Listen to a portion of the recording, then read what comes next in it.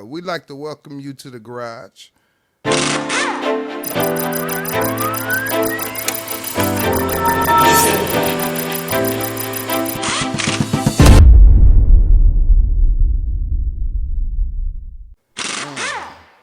We the way we start is we say introduce yourself and tell a little bit about your musical background and what brought you to this point right now. What I can say is like I listen to your music and it seems like this album is geared more towards Toledo without the Toledo features. Which one? The new one, King's Blood? yeah, King's Blood.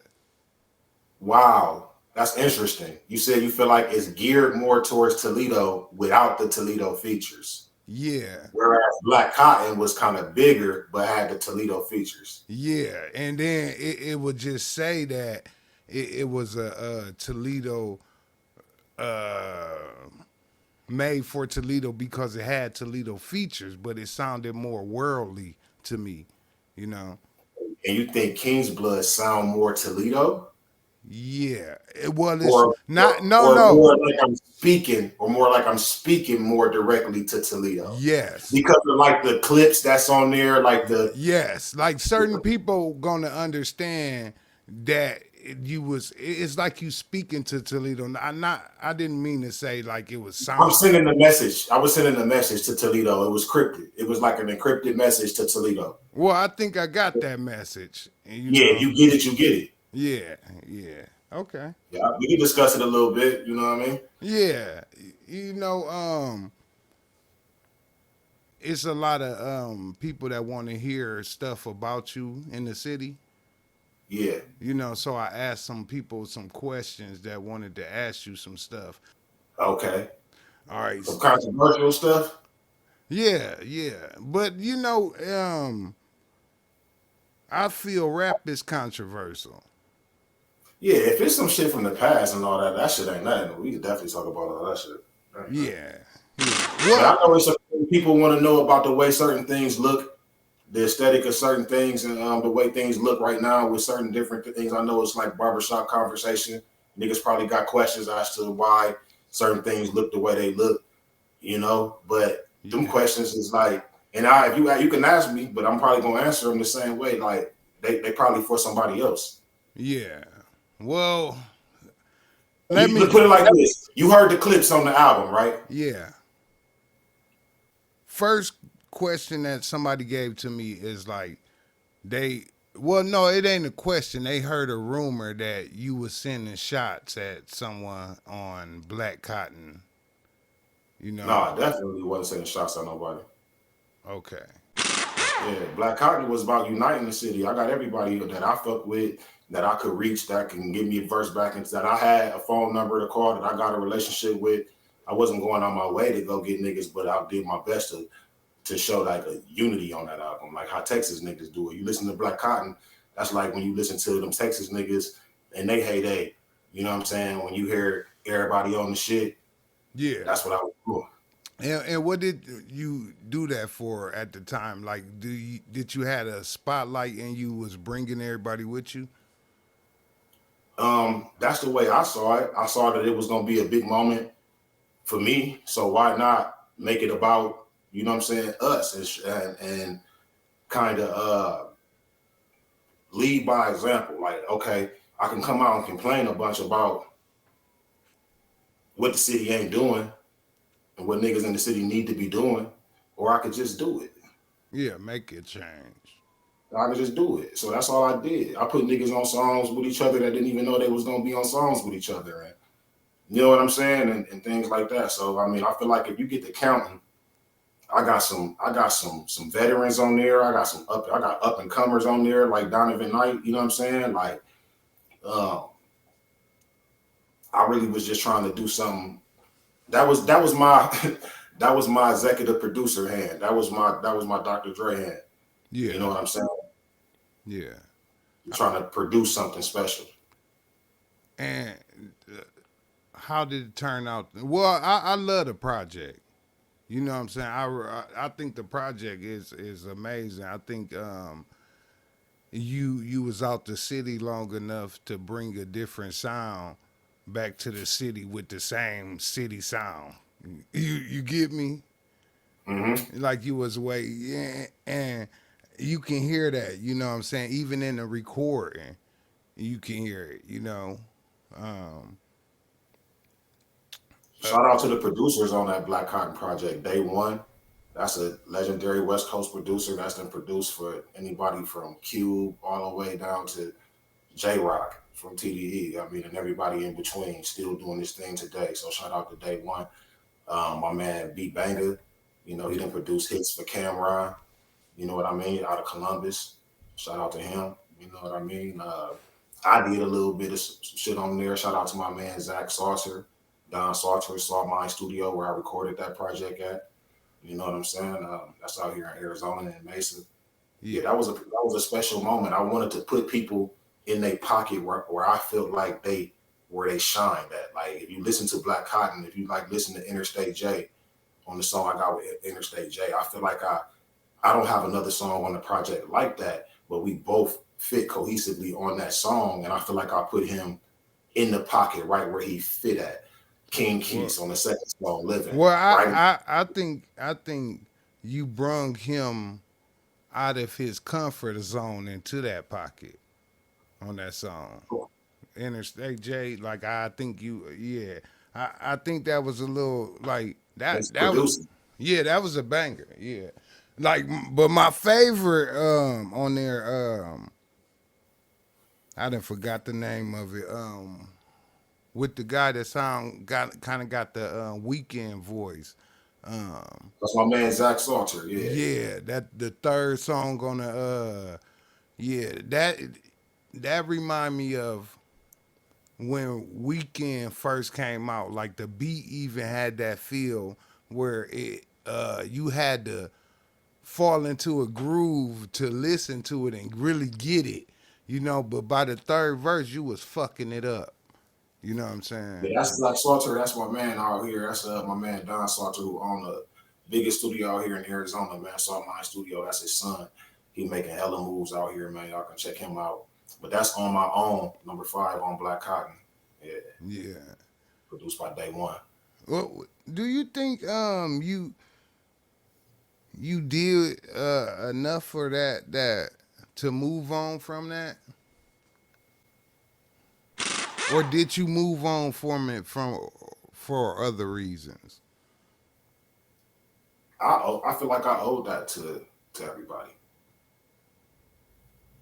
Yeah. And then I had King's blood in me. It was just like residual charge left over from that. You know what I'm saying? But I feel like I had took such a big gap from recording and releasing music, and it's reasons for that. We can talk about all that. I was in a situation. I had a deal. Yeah. I had, it was money being spent. It was records made that's out there Yeah. that I might hear one day. I don't know. But We you can know talk what's about. crazy that is you talking about with E. Yeah, Like that was one of the questions. Some people kind of felt like you got your situation and you was signed away, like you didn't hear, shelved. huh? Like I got shelved. Yeah. Like I couldn't do nothing. Like my hands was tied. Yeah, well, that was their exact words, but they didn't. They was just from their eyes. So that's what happened. I mean, contractually, I couldn't have just said I couldn't have just started my own campaign and went out to LA and got signed and just did my own thing contractually. No, I couldn't have done that. I could have ran around with anybody I wanted to run around with. I could have recorded anything I wanted to record. I could have prepared for things not to work out better. Um, However, and I could have released more music if I really wanted to. I could have put out mixtapes and all that, but our mindset wasn't on mixtapes. We really was working towards something great. Unfortunately, things just don't always work out for everybody. You know what I'm saying? My Well, man, well, unfortunate case. well. Yeah. Explain what happened again. Like, kind of break it down a little All bit. right, so I moved out here. I moved out here to AZ in 2014, right? When I got out here, I ain't had no situation. It was when I got out here, I got a chance to, because I was in Columbus running around like crazy, trapping, nigga riding around with the half ounce of coke in my drawers, dirty scale under the seat. You know what I'm saying? And feeling like the walls was closing in on me. Like I said, I gotta get the fuck up out of here because I hadn't caught no cases or nothing, but I just felt like I done got pulled over with the shit all on me and all that. And God, I'm like, he ain't gonna keep saving me, man. I gotta get out of here. So I came out here on some Peter Griffin shit. You know what I'm saying? Like I'm just about to just chill. I'm getting older. You know what I mean? Gonna give me a job and just max out. And then of course that bug kicked in. Like nigga, fuck that. I'm finna turn up. You feel me? Yeah. So I reached out to E. I reached out to E, let him know like, man, I'm out here in AZ. Shit, what's up, man? What we doing? Because me and E been tapped in since I was 19 years old, man. He offered me a contract, $18,000 when I was 19 years old, but he wanted me and my brother, but I wasn't trying to do nothing without Naw and Clemmy. Yeah. You know what I'm saying? Dean. I'm like, you gotta take us all. So he wasn't offering no more money. So he put us all on the contract, but it was still only $18,000. And niggas was like, nah, fuck that. But I stayed tapped in with him. That's my bro. He used to come swoop me from the gates and shit. We just hang out and shit. That's his big homie, big bro. Yeah. So it was me that reached out to E when I got out here. And he was like, come on, let's do it. And I'm going to be real with you. He had his foot on the gas. Like when I got out here, he flew out here. We went to a music conference and we met a bunch of people. Bumped into Adina Howard, took a picture with her. Lydia Harris, Harry O. wife. He knew all these people already. They was, oh, hey, whoopie whoop. I was at a party with Lydia Harris and shit. They telling stories and shit. You feel me? Yeah. And so we met a producer out there day one. That's when we met him. He was with Mon Yee. That's Chris Stokes' ex-wife, the one that's in the media right now for saying all that stuff about Chris Stokes. Yeah. Yeah. I know you're talking about. Yeah. We met her in day one. She was managing day one at the time. It's like 2015 now. We in San Diego. And so by the time we get back and get settled, I start going to studio sessions and I tell E, like, look, man, you know, I can do this. I can go to this. I love recording just me and the engineer, but I low-key need a vibe. I need to be around my people. We trying to do something special. So I'm like, man, I need this producer, this artist, that artist. I need them all out here. I had him flying Tobias out here. He flew my man Ness Words out here a few times. Rest in peace. Man, day one, flying these guys out here 2 weeks, 3 weeks at a time. We living at the studio in the bungalow. You know what I'm saying? Like really. So we got records, bro. Like we was getting work done, but where we was clashing at was E come from the 90s. He was putting it down with the joint mob in the 90s that they was on tour with No Limit and Death Row and all this shit on they come up. Yeah. You know, before we caught that first case, they was in line to get one of those deals. And that's real. You could. No, I had an interview with Endo and he kind of broke it down just like that until he went down to the point where he caught the case on Door Street. Right. Yeah. You know what I'm saying? They was in line. They was at Endo and them. He had Endo and them. Them niggas had like correct me if I'm wrong. He can tell you, but they had like a $400,000 budget as an independent record company. That was some unheard of shit. Yeah. You know what? So he was serious in his time. And when I start saying what I needed, he was making it happen. He was making it happen. He brought Sway into the picture. I don't know if you know about that, but he had signed another artist, Sway.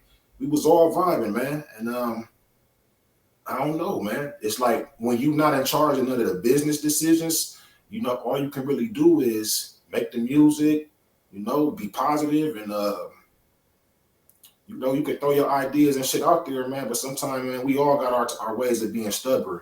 You know, we weren't trying to hear what he was saying about different things that I feel like he was right about, like today.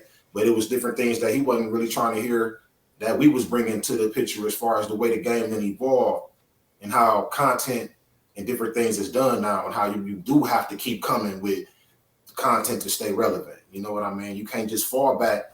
And Mystique don't work no more. Yeah, you know what I'm saying? Yeah, I know what you're saying. Yeah.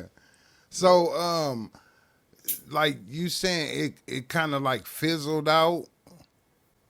No, I think before we got a chance to really turn all the way up, man, the feds came in, bro. So he ended up catching another case. Yeah, Mm. I don't know shit about that. Like I said, I'm just an artist, bro. And at the time, so it was kind of heartbreaking to me because I'm getting older at this time, and I'm feeling like the situation was dope.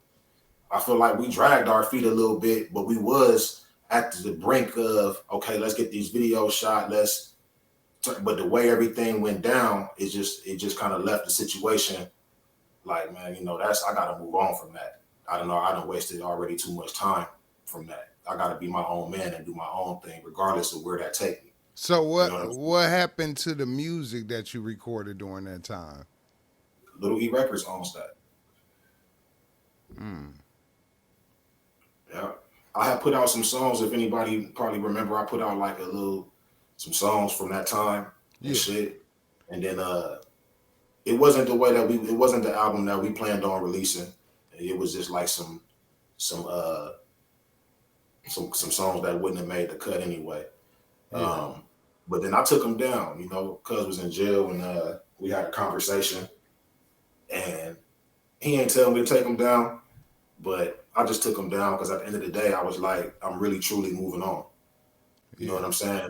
I'm gonna just go ahead and do something doper, something better, something newer, something fresher, and just really move on from that chapter of my life. You know what I'm saying? Yeah. And that's still my bro. I got mad love for E. You know, we just stopped doing business together. Now,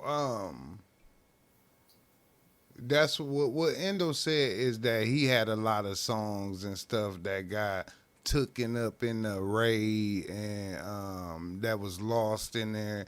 Like, did you ever hear anything of them songs or like?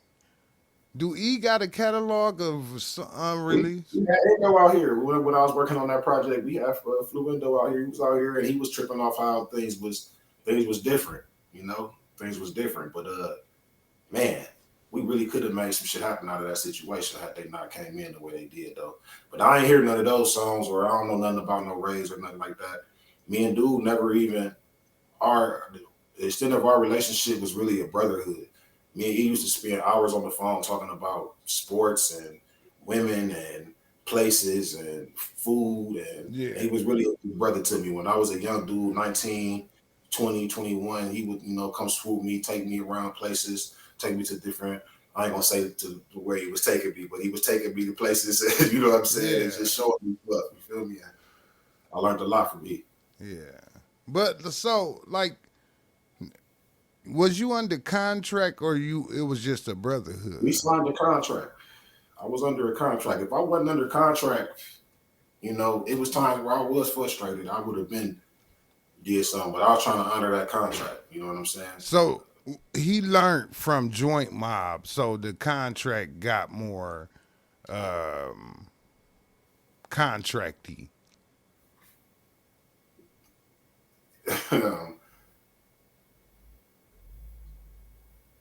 I signed the contract because that's my brother. I didn't have nobody look at the contract or none of that. I read the contract. You know what I'm saying? I understood the contract and I signed the contract. Um, the reason why I did that is because that's how serious I took E. You know what I'm saying? I Would took E serious and what E could do for me. would you His do that? relationships, his relationships are real. You know what I mean? When E say, Yeah, you know, that's one thing that nobody can take from him. You know, you can say whatever you want to say about E and the way he does things or doesn't do things. yeah. But he's not a capper though. I understand that. I understand.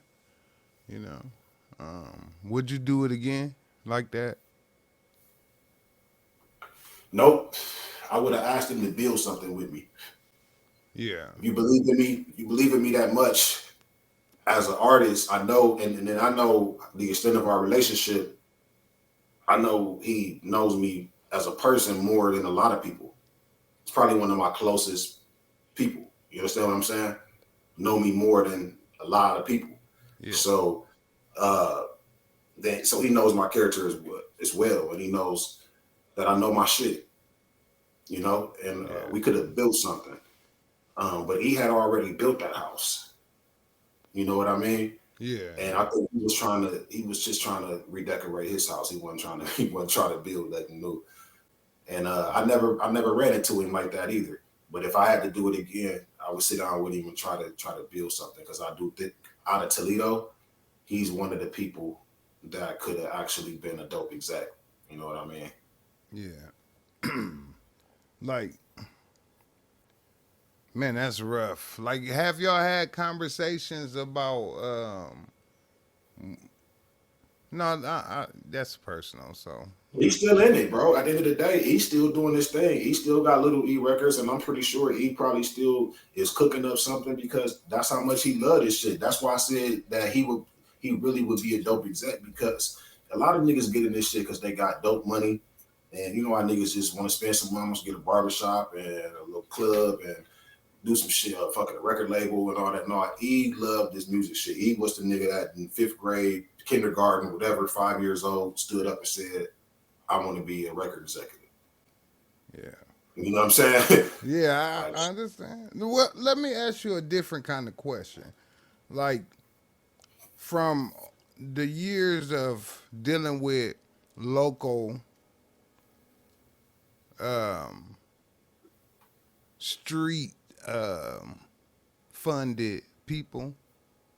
that wasn't the first situation that I had that was like that. You probably don't know about that either.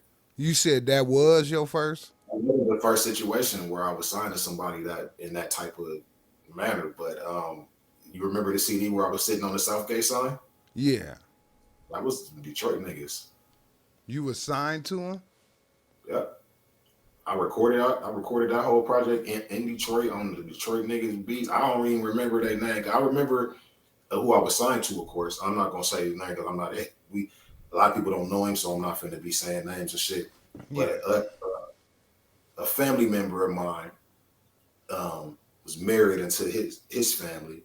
A family member of mine's people was married into his family, and he was the man. He was from the D, and he wanted to do some shit. And Man. I signed to him for a minute. We did that project. But that was crazy. That was, I ain't gonna lie, I was just thirsty. I was just like, anybody who was trying to invest some money and try to do something serious, Yeah, yeah. let's do it. Um, but yeah, your question was in regards to my experiences with those types of situations. Yeah, well, I was about to ask you, do you got some PTSD from local record labels? Yeah, Yeah. definitely, Hmm. definitely.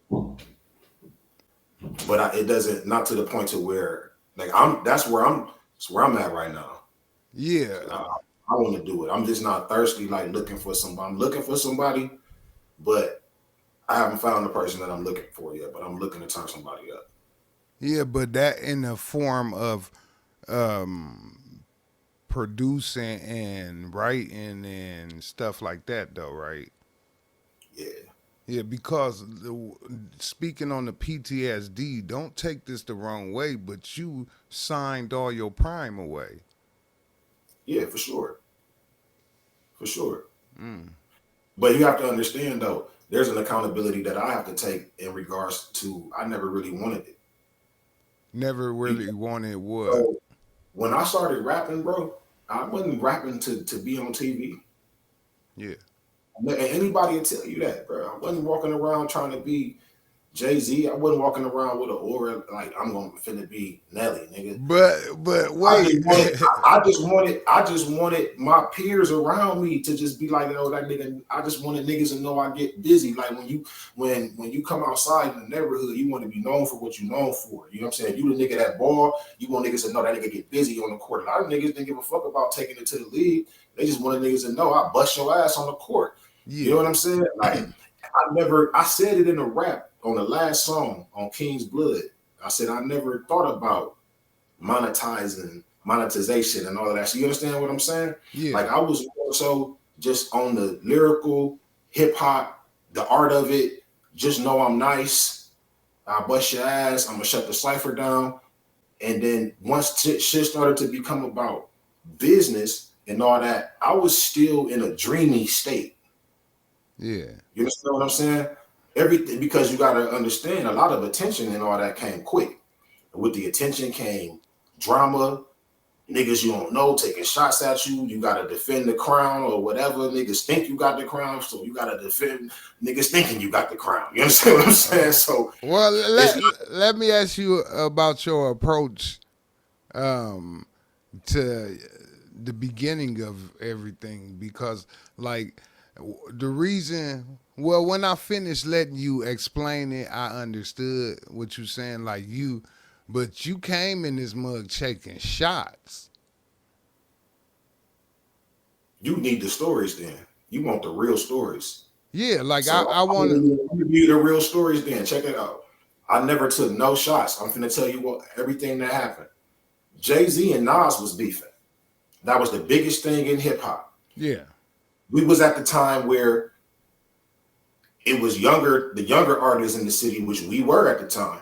We were starting to come up. Us, All Out, different groups at the time, different solo artists at the time were starting to make noise. That wasn't we were coming out of the age of the Smith Park Mafias and the Lost and Turned Outs and the Joint Mile. Shout outs to all of them, because people don't realize we started with them. We started when they were still out here. We was doing shows with Joint Mile, Lost and Turned Out, Yeah. all them guys. You understand what I'm saying? Yeah. Silky Slim, CJ, you know what I'm saying? All them niggas. It was like the ending stage and the carryover. And we was the ones who was carrying the torch into the new era. Yeah. Right? Yeah. Bringing your team hustles and all of this thing, you know what I'm saying? The magic wands and all of that, like, you know what I mean? Yeah. So, and to be honest with you, who really jump started that was Ray Stone. Ray Stone and Bubble Up was really who started that. And then I really caught that wave. You know, we was already working on our shit, but just from that reach out, like, hey, yo, come over here and do that, I was able to catch that wave. And then it's like, all right, come on, y'all. They listening. Well, that's You know when you was working with Frank, right? Man, we was working with Frank when he stayed in our hood. We was in his kitchen recording, and when he stayed over by the pond. But and then that's how you ran into Stone. But no, man, you know, everybody know each other, man. Everybody went to school with somebody and all that. Like, yeah, you know, my sister got a baby by, you know, one of them Hawthorne cats. You know what I'm saying? And was dating one of them Hawthorne cats back then. So everybody know everybody, bro. Okay, well, let me back up a little bit. So we gonna start it more like this, and then okay. No, here I never took no shots. So bam. When all the beef shit started, we was trying to piggyback off of the Nas and Jay-Z shit and how much attention that brought to hip hop and that brought to them at the time, right? The Hollow Boys, not just us, me specifically, and All Out. It was more of an agreement between us and P. Sweetie. I'm saying P. Sweetie because that's what he called himself at that time. Yeah, I understand. But it was more of an agreement. Like, where do you think I got the beat from? I couldn't download them niggas instrumental. You understand what I'm saying? Like, them niggas gave me the beat. Like, nobody ever thought about that. Like, no, or did they think somebody just slipped? Like, when somebody in their camp just like, yo, nigga, fucking, like, nah. So you saying it wasn't no beef? It was an agreement. And but I think what happened was, and I love them niggas, all of them. To this day, we all grown men, but we talk about the past. So what I think happened was, they didn't know we was gonna get busy like how we got busy. Yeah, man. Yeah. They didn't know we was gonna get busy like that, and we came with the skits and all that shit. That shit was funny. We had niggas laughing and shit. You know what? We gave niggas nicknames and all kind of shit. Like, so, and I don't know if P. Sweetie Wiggin ran into them niggas like, yo, this is what we finna do. You know, even if he did, they ain't know we was coming like that. Like, they like, nigga, fuck rapping, nigga. We gotta fight these niggas. You know what I'm saying? Yeah. So, but the point is, it was never no beef. It did turn out to be like serious to a point, because I mean, you all young niggas with egos. You know what I mean? At what point? At some point, you know, you gonna get tired of hearing niggas be like, "Hey man, they got you." That shit, you know, whoopty whoop. Like it becomes the niggas around you too. It's like, nah, fuck that, nigga. He talking to you, nigga. He talking to us, you know. So, nah, we ain't trying to hear into that. It's fake shit, and you ain't niggas probably ain't telling they niggas it's fake because then you lose the whole edge around it. You know what I'm saying? You need your niggas to be kind of pumped up a little bit about it. You just tell them like, "No, chill out." You know what I mean? You So know, you said it started off as an agreement that niggas on forgot God, about, but look, that niggas forgot about. on God. You said it got a little wordy, and motherfuckers forgot about it. Everybody's still living. If I'm lying, niggas, I swear to God, it was an agreement. Yeah. And just got it because we ain't had no problem with them. We never had no problem with them. You know what I mean? I love them niggas to this day. Well, I'm pretty sure that Stink Bomb didn't have no part of the agreement. Nah, he ain't had no part. That's where it got a little crazy. So, man, hey, that little nigga crazy as a motherfucker, man. I love that dude. Yeah. So Stink Bomb, bro, I can't really speak to. I broke it down on Sneak Attack, the way I understood the story that had popped off, where him being locked up with Dean, and they gonna be like, damn, that nigga couldn't get that bottle open for shit. Hold on. The way that the shit had popped off with Dean being locked up with him and all that, and him wanting to be down with the group and all that, like, you know, it was some truth to all that. And Dean kind of told him, like, nah, I don't really deal with all that. Like, you gotta talk to Philly and Clemmy and them, you know what I'm saying? And I don't know, I guess the way that's kind of the way it came to me. And then when he got out, I guess he was cool with Byron. And from what I heard, I guess BK had like enlisted him in the shit, like kind of like tapped him in. So that's all fair because we was tapping niggas in too. So we just that's not cheating. You know what I'm saying? So we got a nigga that rhyme and get busy, and we in the midst of war. You know what I'm saying? Like, nigga, hell yeah, bring him in. But so, look, it was he came out of nowhere like Philly, like what, man? And at first it was like, man, who the fuck is this dude? You know what I'm saying? Yeah. But then it was like, nah, that's, you know, once people can explain to you who somebody is, you know, you kind of like, oh, because they telling you like, oh, he really love y'all niggas though. Like he a super fan, but this is what niggas is doing, so he want parts. Man, you can't be mad at that. Yeah. Let me in. This perfect for me. Let me in then. I'm on this. I just happen to be on this team. Yeah. I tried to join this team, from what I understand. I tried to join this team. Y'all ain't let me join. Yeah. So I joined the other team. Nigga, I'm getting busy too. This is what I do. So it was just one of them things, like you said. He could have easily been on our side. Yeah. He could have easily. That's just how it happened. It was nothing personal. So it was times though when I was calling niggas like, man, nigga, where you at? Whoop, whoop. Matter of fact, I'm gonna tell you a story. Nigga, swear to God, I'm not gonna tell you. I'm not gonna name because the person, all these people still out here. They can vouch this shit though. But I ain't even gonna put people's names out here. Yeah. But I'm with one of the little homies from my hood. Little big homie at the time because I ain't had no whip. You know what I mean? So the little homie had the whip. So you feel me? Yeah. The little homie. I find out where Bomb at. This is the first time he dissed me. I go record the joint instantly. I think to the Lil Jon beat. That was the first time I got back at him. Yeah. You know what I'm saying? You a fan with a Philly poster over your nightstand. So when you're beating your meat, remember to switch hands. I snatch your Game Boy and push your bike off his kickstand. That joint, you know what I mean? That was my first time like responding to him. And but when I made that joint, I knew where he was at. I found out where he was at on the north. We was in the van. I pulled up where he was at and was like, yo, come outside. He got in, slid the shit open. He popped in, sat in the back, press play on him. That nigga heard that shit before anybody. Let's go. That's what we doing. All right, nigga. All right, get out of here. Yeah, that's what we doing. You know what I'm saying? Like that's the type of shit it was. So people don't know that. Well, I'm pulling up the bomb, letting them hear the record. You feel me? Well, so people say that it's y'all was recording at the same time at one place doing the diss record. If we was, I didn't know that. Yeah, yeah.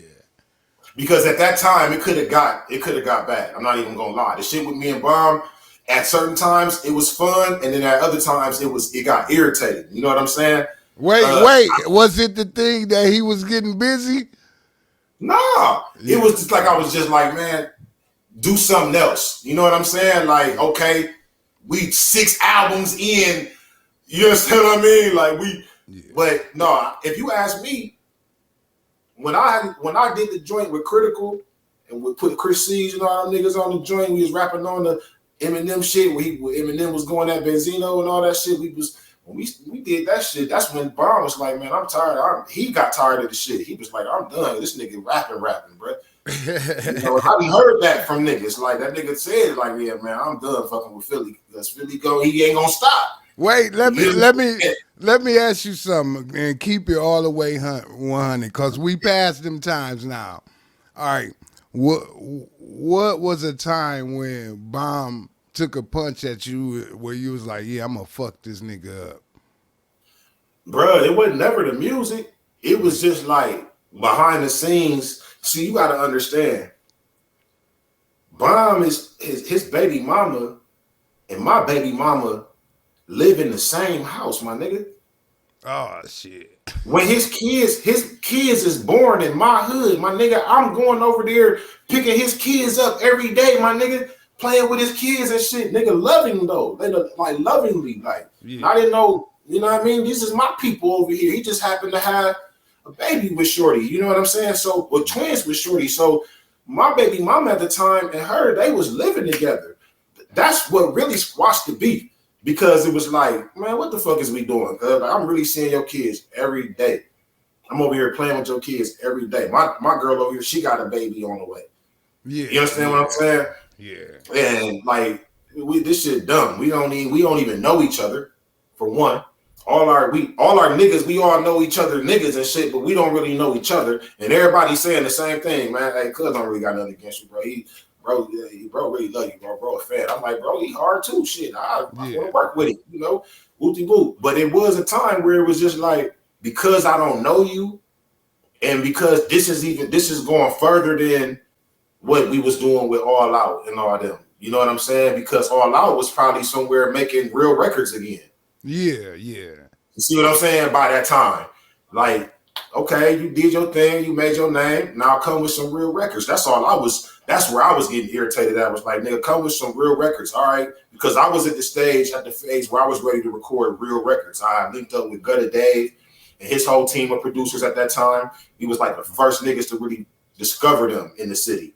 And them niggas had like Just Blaze, Kanye West types of beats. So I was really getting into a real musical zone. I was really ready to zone out into a real artist stage and get away from making records for the hood where I got to keep referencing the hood. Or if somebody come here and I play this for them, like, yo, it's my chance, pop my shit in for them. They gonna listen and be like, you can rap, but I don't know shit about what the fuck you're talking about. Yeah. You understand what I'm saying? Yeah, I know exactly what you said. I was trying to get out of that phase, and I feel like it was just keeping me trapped in that phase. I had just came out of every verse, gotta have a shout out in it, a name of somebody from the hood or something for niggas to even fuck with this shit. Like, cause I always felt slept on.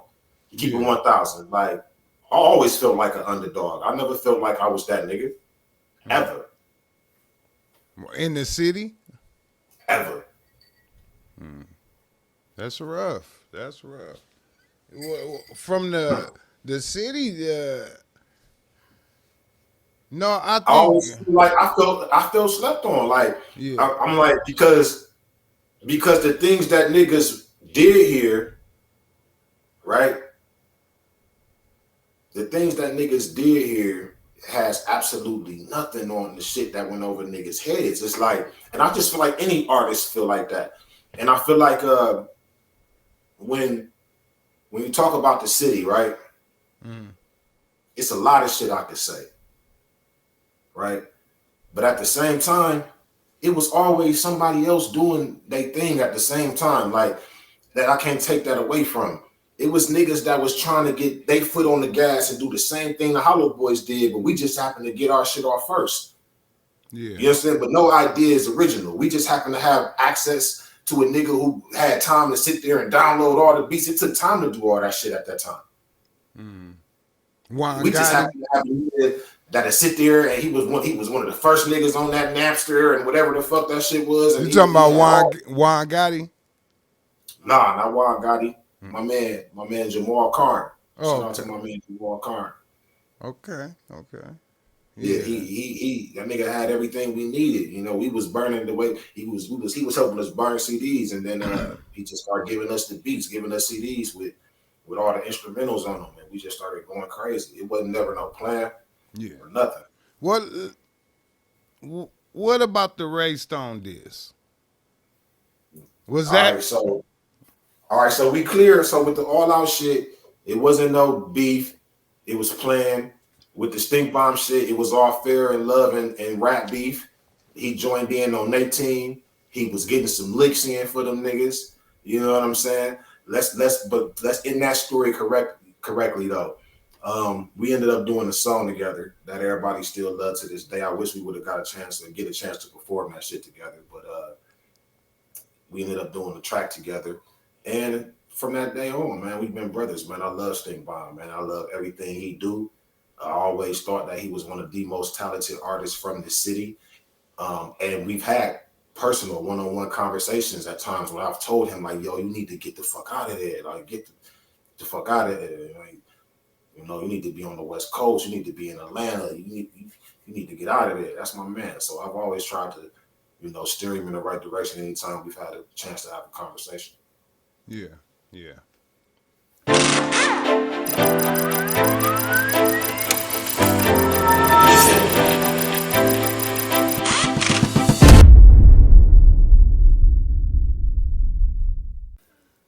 With Ray Stone, that's my brother.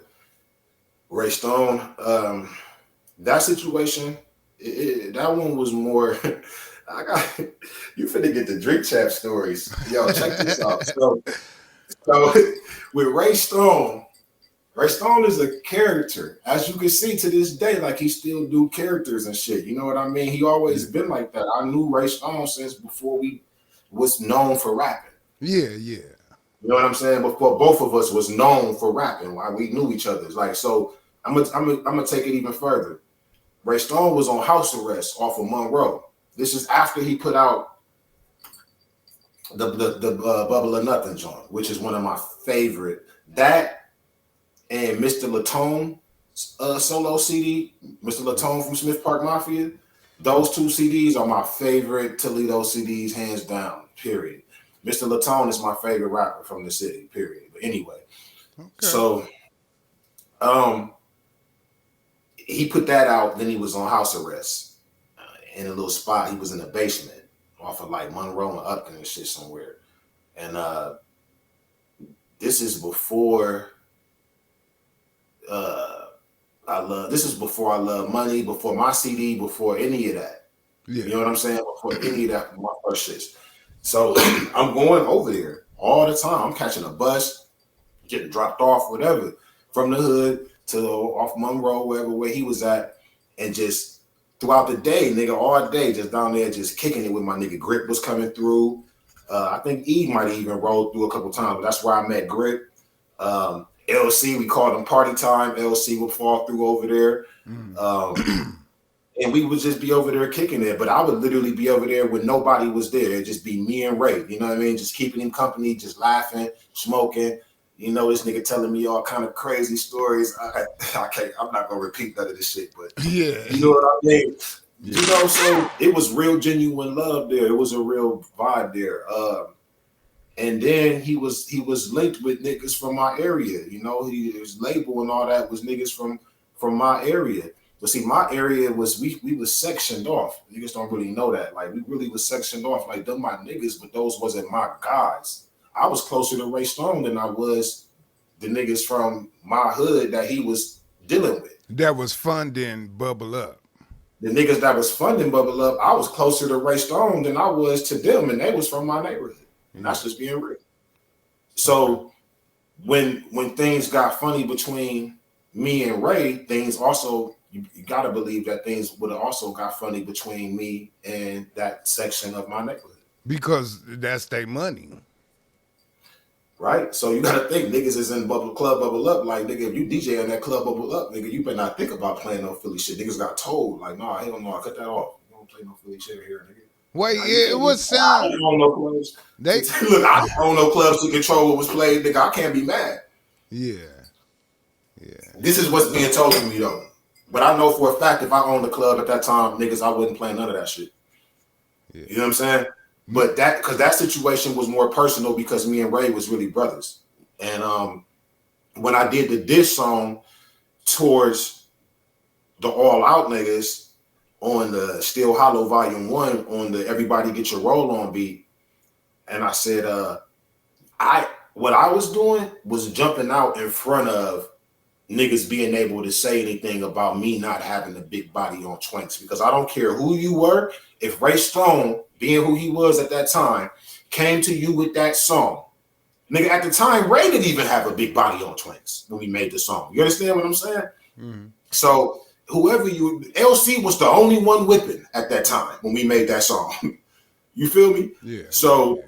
if I don't care who you is, if he came to you with that song and said, I want you to jump on this, nigga, you jumping on that song. You know, Pork on the beat, killing that shit, like, hell yeah, I'm finna get on this. So I was jumping ahead of niggas being able, knowing that we in a full-on rap battle with niggas. I'm trying to get ahead of you, you trying to say anything about me not having a big body on Twins. That's it. The song. That was all. But when I said, you fuck a big body on Twinks, my fofo will put your sick body on stank. I'm on the paper route, dog, move state to state. Yeah, I'm scraping all that shit. It got took the wrong way by the bubble up camp. Ray Stone and I won't even really say Ray Stone, because what I understand is at that time it was niggas that he was around that was pumping him up to make him feel like I was going at him, right? Mm-hmm. And so all I was doing was defending myself. But on the offense, though, like just getting out there ahead of it, saying, like, yo, fuck a big body on Twinks. Like that ain't got shit to do with I get busy. So like, that don't make me like. So it was just you being lyrical. It wasn't a diss song at first. It wasn't a diss song at Ray. I was dissing All Out on that song, but was getting ahead of niggas being able to use that against me. Right? Oh. So Ray feel like he caught a stray. Like I was saying, fuck them niggas, right?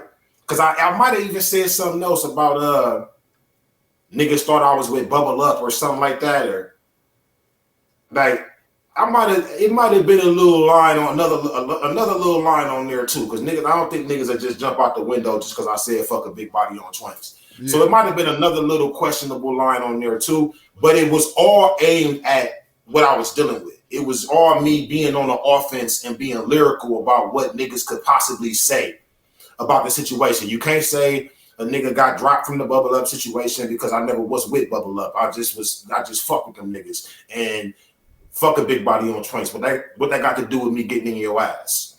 Yeah, that was all that was. And, but then it got took the wrong way. So me and Ray we talked. He swooped me. That's by this time he got the caddy. He comes swoop me. We pull around through my hood. We pull up in the gates. I believe he ended up dropping me off in the gates, but the whole time we in the whip talking, just me and him. We getting everything clear. I'm explaining to him everything that I'm explaining to you. Like, I wasn't never trying to diss you. You already know that. Like, I'm just shit, nigga. I ain't got no big body on Twinks, nigga. So I'm saying, fuck that shit, nigga. Like, I'm rapping, you know? And he was like, okay, I get that. All right, he understood just like how you understood. And then next thing I know, I hear a song on the radio talking about ain't been no murders in the gates and all this crazy shit. You know, we was you know, he owned the radio at that time. Yeah, like, nigga, yeah. This ain't Hot 97. I can't run up there too and go do an interview and play my song and all that. Like, that nigga owned the radio at that time. So he went to the radio. So I responded in 24 hours with the Roy Jones Jr. joint.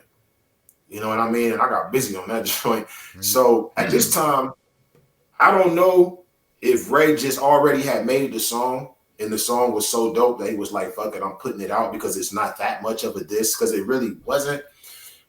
My thing was, when he did it, he wasn't just coming at me.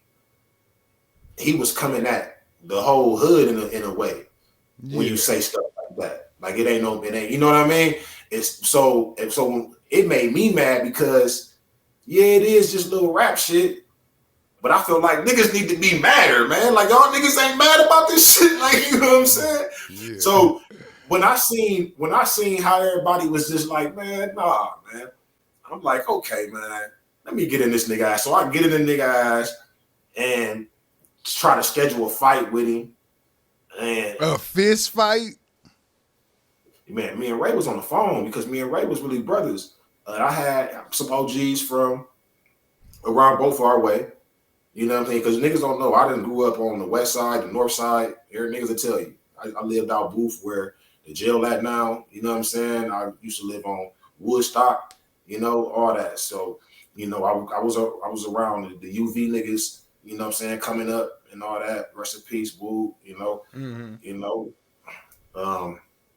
Rest in peace, Skittle. You know what I'm saying? But so I got on the phone and called a couple of reputable people. You know what I'm saying? Yeah. And was like, look, man, I need y'all niggas to just come post up and let us get this one-on-one on. You know what I'm saying? And he ain't show up. Maybe he ain't get the message. I don't know. All that died down though. Yeah. And I'm with E. And we pull up over Grip House or some shit like that. And raced on there. Yeah, I heard about this. Y'all almost fighting in the yard or something. Hell no. That ain't never happened. We ain't, that's why I said, that's why this shit's so funny, bro. That ain't never happened, bro. He got his shit off, right? He snuck me in the with the song on the radio where he took shots at the gates and all that shit. I came back with the Roy Jones Jr. joint on the streets and burnt the streets up. And he was mad because I said, at the time, he had a Cadillac that was parked on Hawthorne.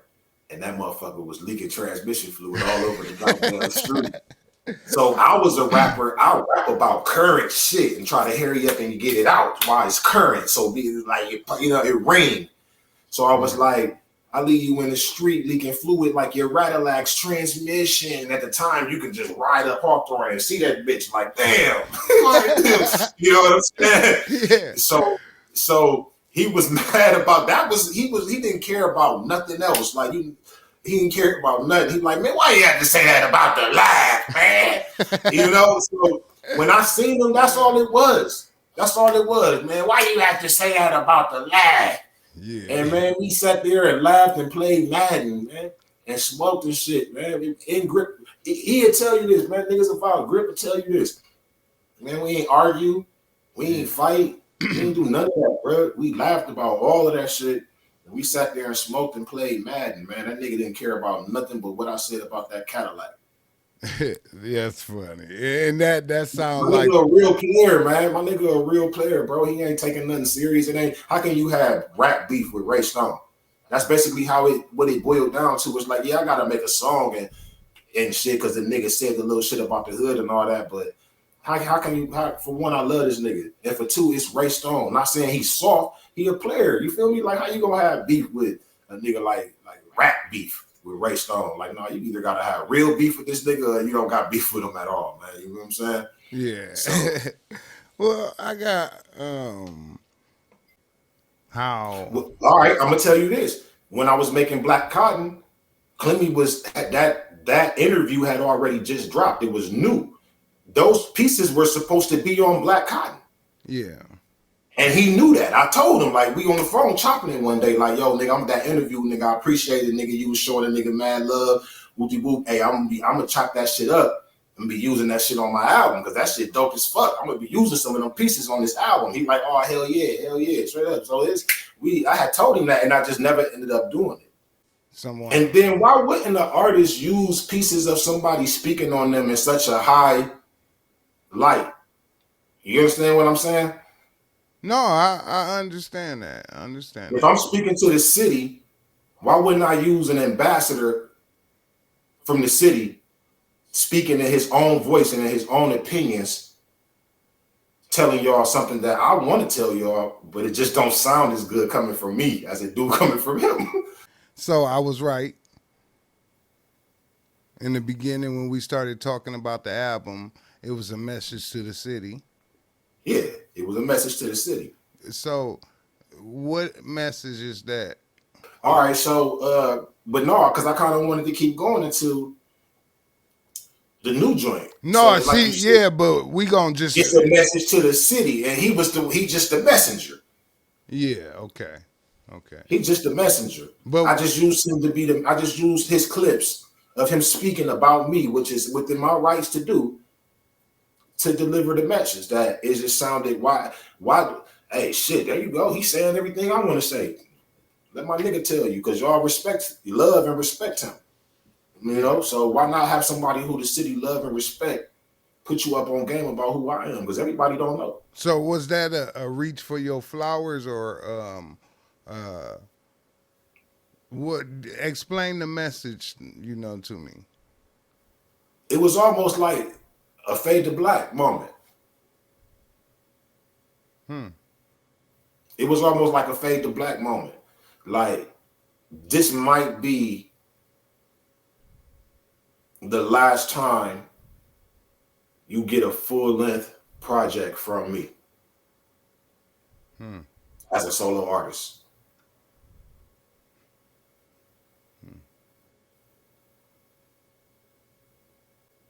And what brung that on? Being a businessman now and thinking more about the business side of things and knowing what it takes to actually make this shit pop, Yeah. I'd rather invest that into somebody that's fresh, in their prime, coachable, ready to go. You understand what I'm saying? And Yeah. which brings me to the artist that I had turned you on about. We can talk about that later, but that's kind of what I'm in the midst of doing. It's just like trying to turn somebody up. You know what I mean? And kind of not let happen to them what happened to me. Yeah. So the vision then changed. Oh, the vision is more. I wrote my first screenplay recently, getting ready to kick that into the casting phase. Okay. Getting more into that side of things, cinematography, screenwriting, and just formulating business plans, man, to evolve, to stay within the game, but evolve in the game. It's deeper than rap. Yeah. Yeah. I love the game as a whole, and I just want to be a part of it. You know what I'm saying? I just want to be able to apply my knowledge to a situation and make it successful. You know what I mean? And So that that's that what I'm. would that's basically like a trophy too. You know what I'm saying? Yeah. Most definitely. That's what I've always done. I mean, there's a lot of people that if you sit them down, they probably will tell you like first time I went to the studio was with Philly. Philly came and got me off the block and took me to the studio. Yeah. Showed me something different. No, Turned me up, told me I could do this, told me I can do that. I got a question for you. Have you ever thought if, like, as you tell me your story and you give me pieces that I wouldn't have had, you give me inside pieces to fill in the story, right? Um, what if you wouldn't have never start that battle rap stuff or the dissing and stuff? I feel like it was still gonna happen. And it probably would have been more serious. Just because at that time, man, that's just what was going on in rap. So somebody was gonna do it. Yeah. I feel like us doing it probably stopped somebody else from doing it that probably would have took it there.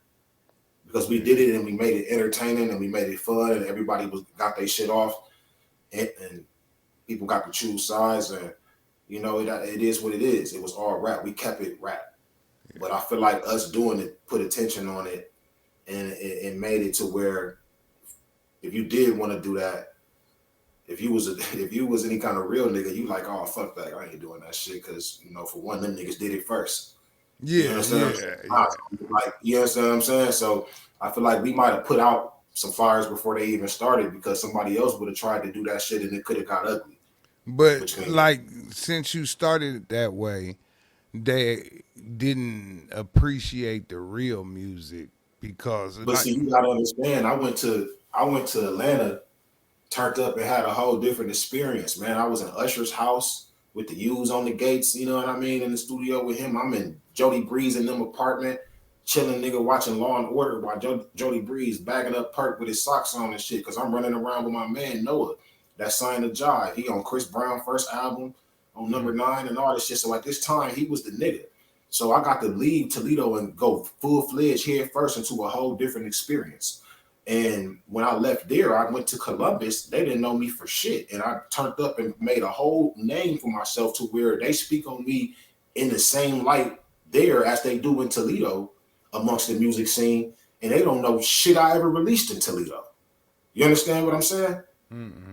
So I hear what you're saying, but I always kept it moving. So when you say they, you talking about the people that still was left where I moved on from. But where I moved on to, those people got it.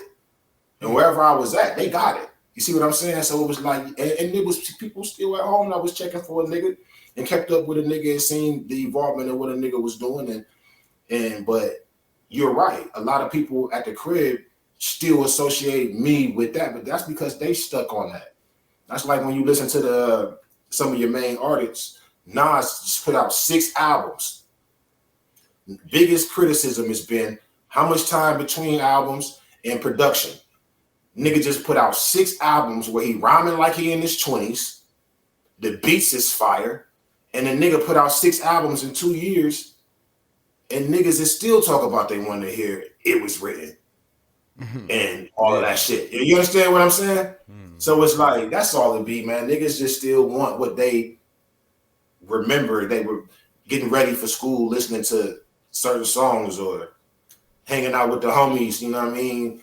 Listening to certain records and shit and remembering times where, you know, when they was just in their prime or whatever they were doing at that time. You know what I'm saying? Yeah. And they want to hear the music that takes them back to that time. It gives them that nostalgia. But I can't do that. If you want the old shit, you gotta go get the old shit. You feel me? Yeah, I'm out of that I feel era. like the fans was more stuck on that, wanting to hear it.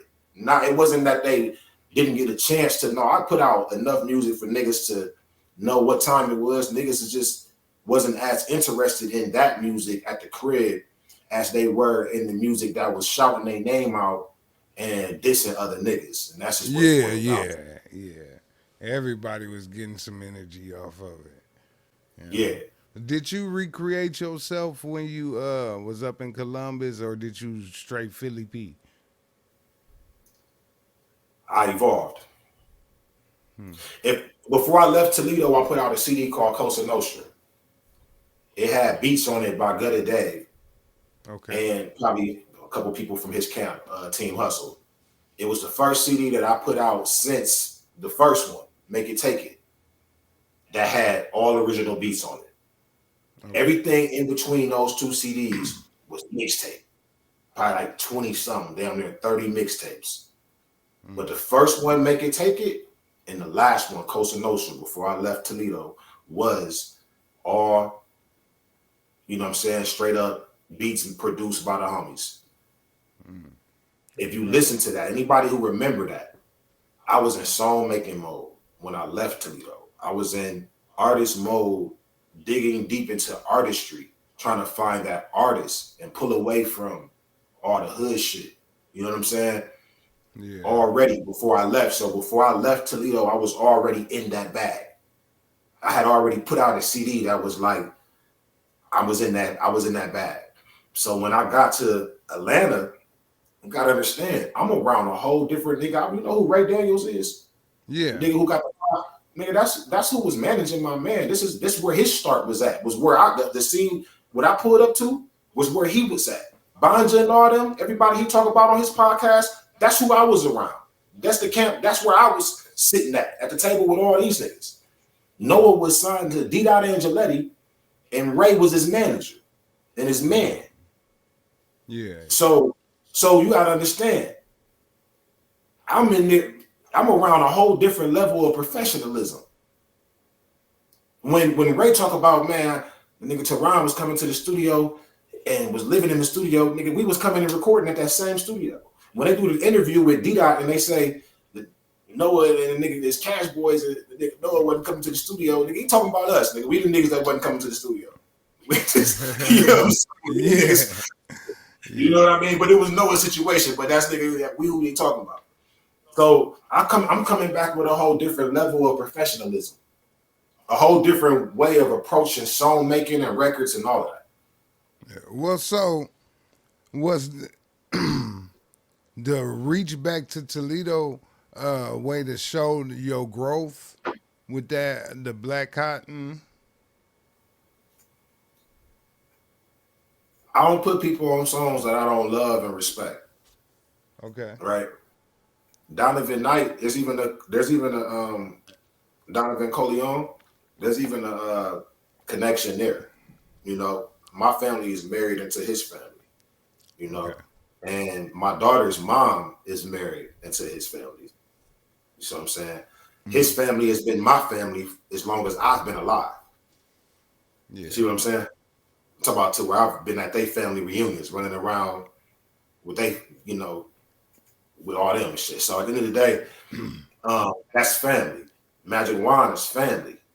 Me and Magic Wand went to jail in the midst of making them projects we put out for y'all. We been sitting in the car and police and pulled up on us while we was writing and took us both to jail for warrants. Nigga, we sitting in there looking in the mirror talking about, nigga, that should be the album cover. Nigga, look, we back to back on the bench. Nigga, that should be the album cover, nigga. Yeah.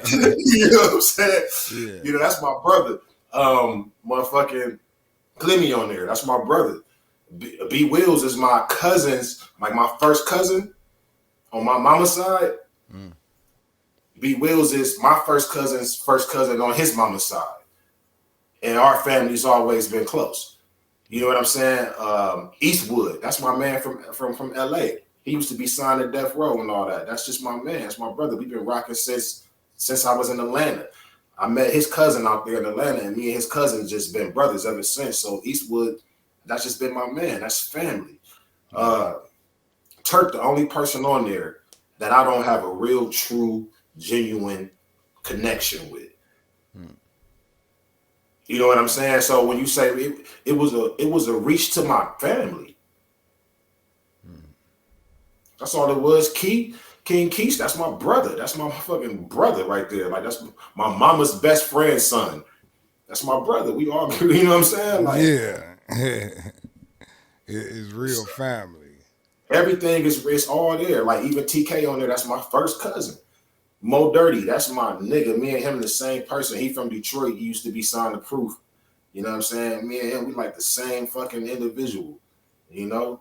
Yeah. That's my motherfucking brother, man. So I met him through Clemmy. You know what I mean? That's our family. When Clemmy met him, the first thing he told him is, you gotta meet my nigga Philly. Y'all niggas is the same nigga. Yeah. Line of you being in a group for so long in the beginning of your career with some people that can spit, you know what I'm saying? How was that? Like, how was that? Like, and wait, so, let me ask you a different question rolled into this. Why didn't you never jump on with the Freedom Thinkers Academy? People gotta realize, right? All right. Listen to King's Blood to hear the King's Blood album to hear the story, right? Yeah. How everything popped off, which you already have. So I can just kind of roll into this. How everything popped off was how everything popped off. At that time, when Clemmy is building his relationship with Freeway, that's exactly what he was doing. Them niggas took a genuine. But wait. I'm saying you got it there though. But didn't you wrap them up there? Didn't you wrap all of y'all up there? That sparked the situation. Yeah. Right. That sparked the situation. So all right. So me, we do a show. We opened up for the State Prop and shit. It was Beans, Memphis Bleak, and State Prop. Mm. And we opened up for him. I forgot exactly one of them. I forgot where we was at. Everything was dreamy to me, bro. I was like, my head was just like, I couldn't believe the shit that we was doing. But you know what I'm saying? So we opened up for them niggas. And I rapped to the nigga Beans beat. I don't do much. So the nigga in the back, and I'm out there murdering it. I'm out there murdering that shit, right? Yeah. So he already like, who the fuck is that? So we young niggas though. So after the joint, Baye had the club off of Burn and shit. I forgot the name of the joint.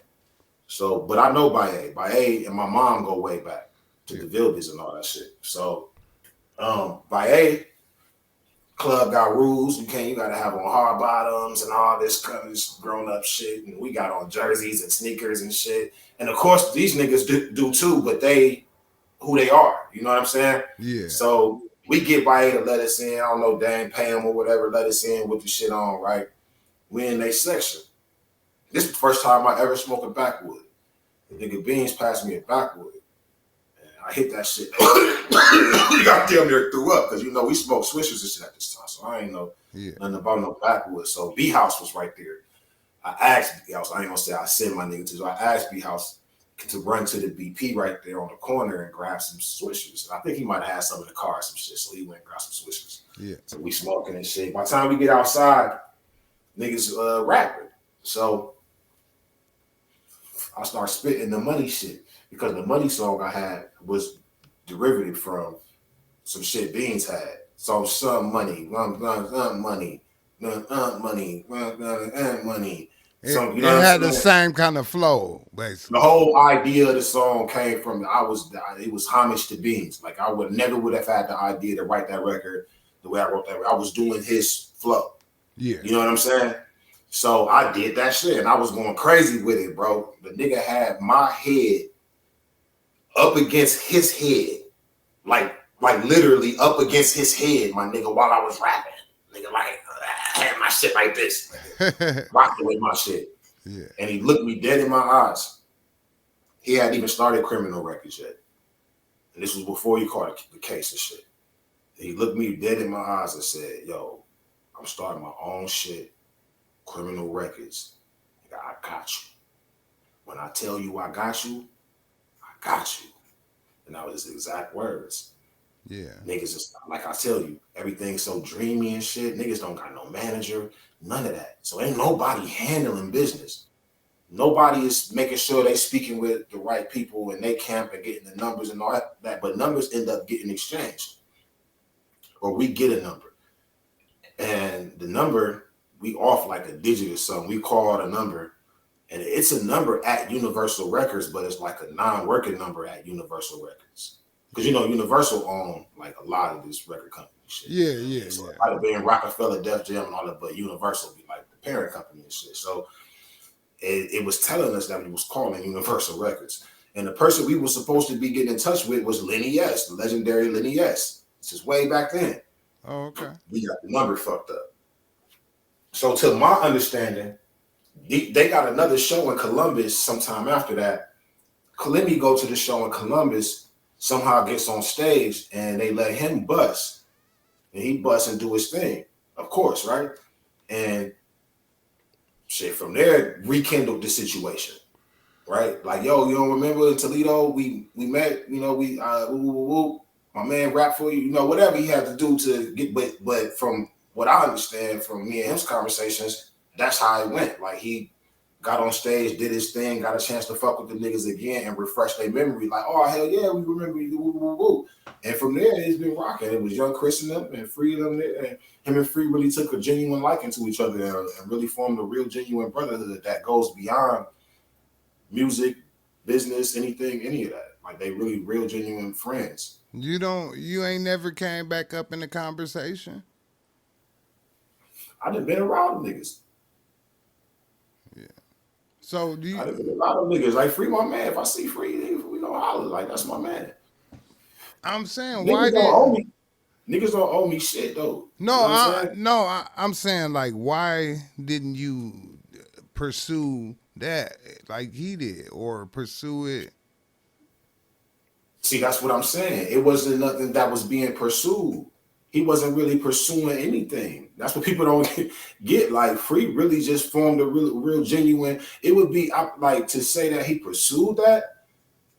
I wouldn't say that. I wouldn't say that he pursued it. It really just genuinely, they just genuinely clicked. I'd have been around people like, for instance, I've been around when I was at Usher's crib, for instance. I was with Noah and Usher's brother, Jay Lack, that produced that song for Lloyd and Lil Wayne. Yeah. He was there. That's Usher's little brother. He was there making the beats and shit. And I'm there. I'm helping my man write. That's the whole purpose why I'm there. So I'm focused, diligent, in the corner with him, making sure we get the bars together. He go in the booth. I'm coaching him, making sure we get the bars together. And then once shit's flowing good, then I start being myself and opening up. And I got niggas in the studio laughing and all this shit. And they like, nigga, you can bring this nigga around anytime, nigga. This nigga cool as fuck. So I done been around situations where niggas just genuinely gel with niggas and just like niggas. You know what I'm saying? And it just end up like that. It wasn't, I wouldn't say I was pursuing anything. I was there helping my man. I was really a soldier. Wasn't even talking to these niggas, doing my job, making sure my man good, making sure he good in the booth. And then I loosen up. And niggas is like, I fuck with this nigga. That's just some genuine shit. Right? I'm not pursuing anything. And I feel like he just got an opportunity to be around the niggas again. And he just got a chance to be his genuine self. And them niggas just clicked. And he was smart enough to make the phone number. At this time, we didn't learn from our mistakes. It's a couple years that went by. That's what I was about to ask you. Like, you don't look back on that like as a blessing. So now at this point, I'm not supposed to, just because he over there, like, run over there. Me and Clem were hanging every day, all the time. Like, we never was like that. Clem, we grew up together, but we always was on different things. Like, we smoked a lot of weed. Clem ain't smoked no weed. Clem used to hang around the athletes and go, fuck with the bitches and shit like that. Nigga, we was in the hood smoking weed around the gutter shit, trying to sell packs and shit. Like, we wasn't on that shit. You understand what I'm saying? But we were all still friends since before any of that shit started. Before we was fucking bitches, before we was hustling, before we was rapping, we was all friends. So at the end of the day, we just was different people. So just because Clem over there and doing this thing, for one, he's not going to report to me every little thing that he's doing. And for two, it's always been an open door, but I'm not going to just run over there just because he's over there. Because me and Clem, we just wasn't rocking like that. I'm not going to do it just because he over there, like go hang out with him every day. We wasn't hanging out every day before. Okay. You know what I'm saying? And that's my man. If anything happened, if anything pop off, if any situation would have happened within those years when niggas was really, really getting busy, nigga Clem, I was gonna be the first call he made. Yeah. And I knew that in my heart. You understand what I'm saying? I had no reason to feel like I need to be front and center with that situation to make myself known, because Clem is, to make myself a part of it, because Clem is there. If Clem is there, I'm a part of it, because if anything would have popped off within that time frame, them years, Clem would have definitely tapped the nigga in, because Clem's smart too. He ain't, you understand what I mean? Like, it just would have been shit coming full circle, but nothing happened within those years. And now we grown and evolved, and niggas is on business, and what he got going on is a result of a real, true, genuine friendship. Like he earned that. Yeah. You understand what I'm saying? Through years of loyalty and dedication to a person. Like they really genuine brothers throughout thick and thin, illness, all of that. Like they really genuinely brothers. So what he got going on is what he got going on. Okay. I understand that. Like I wish him the best, and I'd be rooting like a motherfucker. Like, because at the end of the day, I could get bro on the phone. Like that ain't, you understand what I'm saying? Like that's not.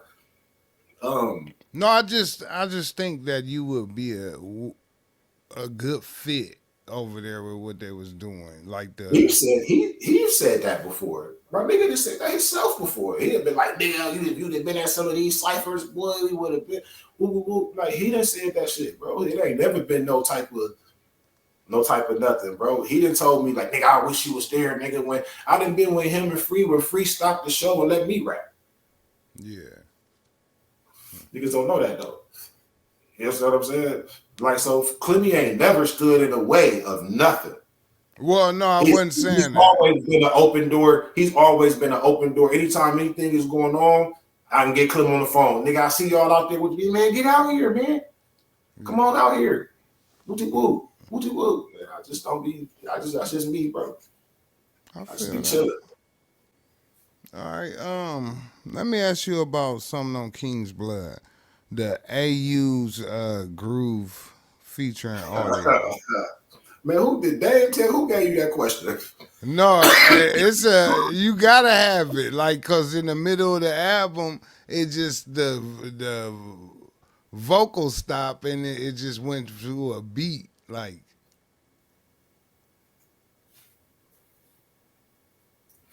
When I moved to Columbus, AU, I met AU through Dave. AU is a producer. He produced that beat. That's my little brother. We ended up forming a relationship to where we were inseparable. Like he lived with me.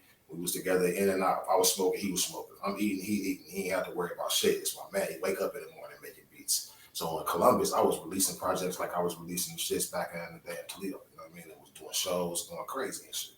Mm. And so my little bro, man, like we really like his grandparents asked about me to this day. Like that's how that type of shit. So our third passed away. And that's words, man. That's my man Sharon Colbert, originally from Toledo, but he grew up in Columbus. Rest in peace, man. That's my brother right there. And me and AU, we had stopped making music together, and everybody thought that there was some type of situation between us or something. Because ever since my man died and all that, but I had been kind of fell back, and they were doing their thing, and then my man passed away. And the people was always asking, what's up with y'all? Like, what's up with you in Philly? What's up with you in Philly? It ain't never been nothing up. We always been brothers. We always chop it behind the scenes and keep our relationship tight. So I put it, people wanted to hear me on wanted me to put one of his beats on the project. I rapped to so many of the nigga beats, man. I just had moved on from that phase. It's just like how Lil Wayne don't rap to many fresh beats no more, but they still brothers. You understand what I'm saying? Yeah. So niggas was kept asking me to just put one in. Play, you need an AU beat. You need an AU beat. So I put an AU beat on it. But so that that kind of is a disjustice, though. They want to hear AUB featuring Philly P. It's coming. Okay, okay. I did that as a dedication to my man and everything that he done. You know what I'm saying? And that was me giving him his flowers. You know what I mean? Because my man had done a lot in Columbus and put a lot of people on and put a lot of people in position and earned his name and top spot in Columbus as one of the top producers and go-to guys for the sound in Columbus, for Columbus hip hop. So he's done a lot down there. So that was me giving him his flowers by him putting his work in and paving his way down there. I was able to go stand next to him and be of the creme de la creme, like of the rap game down there when I was down there, because he was already making noise as one of the nigga everybody come to for a beat. You This could was the just nigga. basically step into a situation. I just went stood next to him and went crazy on all the beats, and then it became like, man, you giving Philly all the dope shit. You know what I'm saying? It's like it was like, but he living with me, so he wake up in the morning making beats, and if he made 8 beats, I probably took 5 of them already. Like, oh, I need these. Yeah, You know what I'm saying? yeah. It was serious, huh? That's my man. So that was me. That was me saying, fuck, fuck what everybody else want. I'm gonna give him his flowers. When I wanted to ride, that was when he sent me a beat pack, and that was my favorite beat out of the beats that he sent me, and I liked the beat so much that I didn't want to rap on it. It used to come on, and I used to just smoke, and listen to it, and ride to it and shit. And I'm like, man, I'm putting this shit on my album. Yeah. I don't give a fuck what nobody say. I feel that. I feel that. But I always say this to artists, not rappers, that sometimes the things that we have in our head don't carry over to the public without wording. Like some people probably need to hear that. But you old enough to go back to shit like Quick's Groove and Yeah. shit like that. With the dun, dun, dun, dun, dun, dun, dun, dun, dun, dun, No. dun, dun, dun, you know Yeah. what I'm saying? Yeah. You know, so it's like I'm pulling from the OGs and shit. You know what I mean? If you know, you know. It's just that groove. It's time to pull out your weed tray, twist up, you know what I'm saying, vibe out, and get ready for the next half of this shit because it's gonna get a little different. Yeah, that was like a intermediate. What they used to call it, a intermediate Intermission, nigga, you know what I'm intermission. saying? My tongue was all stirred up. I said Yeah. intermission. You know, that's that OG shit, you know what I mean? So I was just pulling from Quick's Groove and back in those times when I used to like when niggas used to do that shit, you know. All Had that right, little shit. I can understand that. Well, look, I got a This one of my questions that I like to ask people. What's one of your look? I asking for Pacifics. Like, what's one of your biggest ups in music and one of your lowest lows?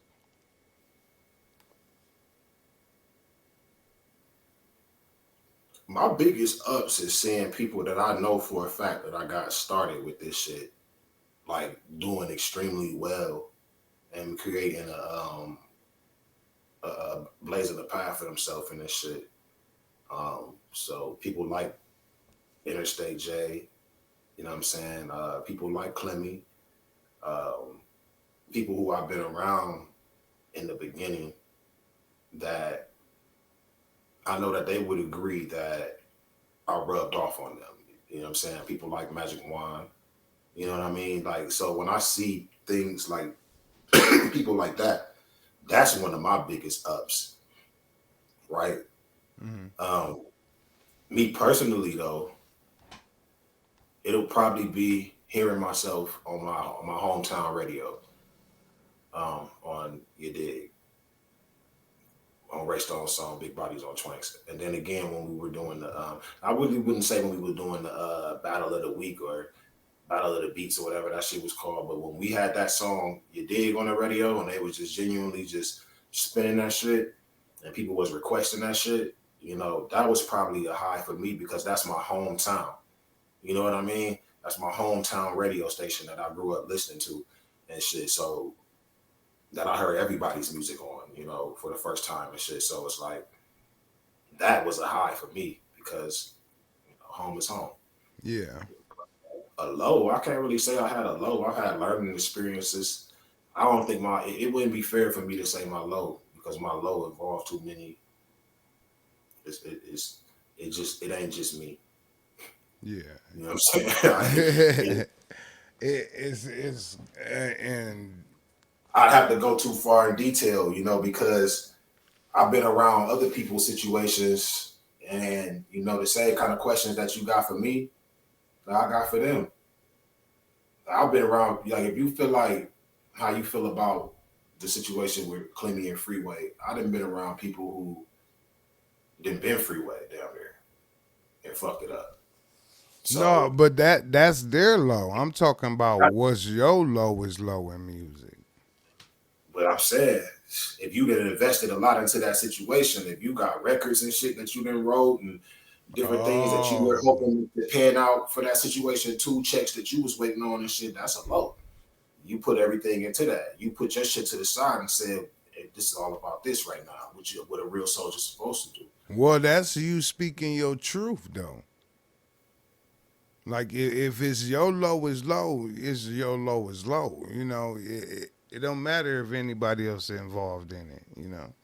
So that would be my low there, man. It's just, you know, being around my man, him having that opportunity and letting it slip through his hands like that and feeling like I could have got there a little sooner and things could have happened a little differently. And you know how that shit be when you look back on shit. But like I was there, I got a chance to see it. Like when put it for instance, when Ross first came out, Ross is my man's man, right?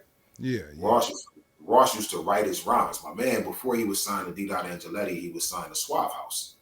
And Rick Ross used to write his rhymes. He to this day he got a video on YouTube from when he was with Suave House, and on the video Ross wrote the song, and on the video when he's walking and shit, his camp behind him is like gunplay in them niggas. Yeah, You know what I'm saying? yeah, yeah, So like it's like so when Ross was first getting on, he was still shouting my man out, you know, on his mixtapes and shit. And fucking we had a we he was in the studio when Ross was making Push It to the Limit. Like that's how close they still were. Like we at the crib with this, you know, smoking weed and shit. And this nigga leave. He at the studio with Ross while Ross recording Push It to the Limit. yeah. And we got a box of this nigga mixtapes, nigga. We like the first niggas to bring Ross to Toledo, like his music to Toledo, because niggas wasn't even hip. When Ross made the Hustling song, he sent it to Noah, like 3 months before the shit ever even came out. We used to be on the train in Atlanta, nigga, singing this shit. Motherfuckers be looking at us like, what the fuck they singing? Yeah. You know what I'm saying? So the first mixtape that it was ever on, we had the mixtape and we brought boxes to the city and passing out the Rick Ross mixtape and shit. Niggas didn't even know who Ross was. So not only, you know, it's just a combination of things that I just looked at and I'm like, damn, man, I wish you know what I'm saying? Like, I just wish things was different in that situation. Like, I wish niggas was like 2 years older or something. Cause like that little 2 years make a lot of difference when it comes to wisdom and shit and experiences and shit like that. You know what I'm saying?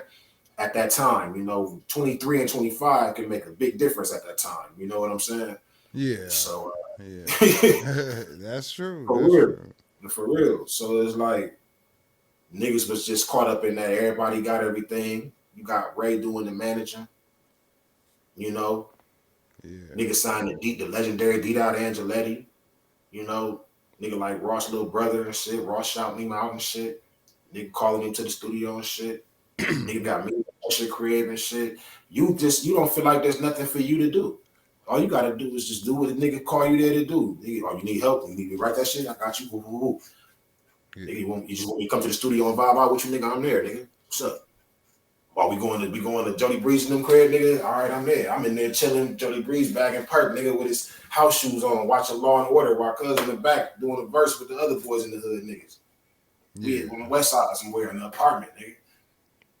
And these niggas got the album out at this time, like Boys in the Hood shit. You know what I mean? Like, Yeah. so it's like nigga just got. I'm talking like I said, dreamy. All this shit dreamy, nigga. I'm feeling like we done already made it. I got a little flip phone. I had a picture of me in front of Usher Gates with the U's and shit. I don't know where that shit at. You know how that shit was them phones back then, Yeah. but man, like I ain't feel so. So when the shit just was like, oh, he getting dropped. Like how the reality sunk in, you know what I'm saying? Like, nigga, the situation, like when you get dropped, nigga, like them labels, that shit mean everything, bro. Like them labels can flick a switch and your whole shit be over. Like you went from being a nigga that they was asking about other artists they was signing, like, hey, what do you think about this guy? To yeah, we gonna have to go ahead and write him off. And it be Yeah. life, it be life situations, but when you that close to a situation and you see that happen, it's almost like it's happening to you. You know what I'm saying? Because a good soldier is supposed to, okay, my man right here. So nigga, I'm dropping everything and whatever you need, my nigga. Woo, woo, woo. You feel me? And you was Like writing in a situation, right? I'm writing, so I'm trying to tie. I don't need to do anything else to try to tie myself into the situation because I'm already tied in through the pen. So all I need is for you to work. This shit need to work. So when that shit didn't work, that was a low, you know what I mean? And that's when I found myself in Columbus. That's when I left Atlanta, found myself in Columbus, and turned myself back up. Yeah. And then when I left Columbus, that was a 7-year run. Left Columbus and came out here and was done. I was done. I was ready to do something else. I was ready to be, you gotta understand, I've been rapping since I was 12 years old. You know what I'm saying? Like really, really rapping to where it's like, nah, he dope. Since I was 12 years old. I was writing since way before that, but I started rapping to other people since 12. And from that day on, I became, you know, whatever I was calling myself, Lil Phil to Philly P. and it was all based on that persona. You know what I'm saying? It was all based on every friend I made, everybody I met. It was like the cool thing about me was that I could rap. I was always Philly the rapper. You understand what I'm saying? Yeah, yeah. So before that, I was like my sister's little brother. Now, once I start making a name for myself, it's from the rap. So now I'm Philly the rapper. You know. Hmm. So from that day, if I felt like it was a time in my life when I sat there and I looked, and I'm like, damn, outside of my cousins and shit, like motherfuckers who had to fuck with me. You know what I'm saying? They had no, you know me, like, damn, how many motherfuckers can I really say would be around me or be fucking with me if it wasn't for this music shit? Yeah. Like, if I ain't trying to with this music shit, like, how many of these niggas would I even be, like, would I even be over here with these niggas? You understand what I'm saying? Like, you know, because everything was based on that, it felt like. Yeah, that music stuff. It started to feel like everything, all the relationships was based on music. And then, so if music was popping, then our relationships was popping. If, you know, the trajectory of music looked it well, then the trajectory of friendships looked it well. But if a nigga go through a life, go through a depression, go through what people go through, and then now the trajectory of the music don't look as good, then the trajectory of the relationships don't look as good either. Yeah. And you start to see how aligned your success with something that you chose to do with your life at that period of time, how intertwined it is with people that how people choose to fuck with you. So it just is what it is. So when I came out here, I was ready to just like make a fucking friend. You know what I'm saying? Like a Yeah. real, a real genuine motherfucking friend. Like, what's up, man? I'm Phil. Nice to meet you. Yeah. So And never did tell them. the I first. wouldn't tell people that I rap for months. I'd be out here That's what working I and was shit. gonna ask you. And I wouldn't tell niggas that I rap for months, nigga, for months. And then next thing I know, he out here and we finna be at the studio for 2 weeks and all this. And now I'm excited and shit. Now I want to start talking to niggas about the shit. And then I'm coming out the blue with all of this shit.